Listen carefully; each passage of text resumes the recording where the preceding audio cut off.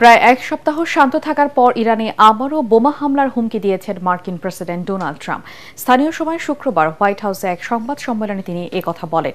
এ সময় তিনি আরও বলেন, ইরান পারমাণবিক অস্ত্র তৈরির উপযোগী মাত্রায় ইউরেনিয়াম সংগ্রহ করলে দেশটিতে আবারও বোমা হামলা করা হবে। গত 21 জুন ইরানের ফর্দো, নাতাঞ্জ ও ইস্পাহান পরমাণু স্থাপনায় B-2 বোমারু বিমান দিয়ে হামলা চালায় যুক্তরাষ্ট্র। ইরানে মার্কিন হামলার আগে গত 13 জুন হামলা চালায় ইসরায়েল।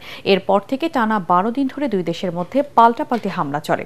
যুক্তরাষ্ট্রের মধ্যস্থতায় 23 জুন ইরান ইসরায়েল যুদ্ধবিরতিতে সম্মত হয়। এদিকে জন্মসূত্রে নাগরিকত্ব প্রশ্নে ট্রাম্পের পক্ষে আদেশ দিয়েছেন দেশটির সুপ্রিম কোর্ট।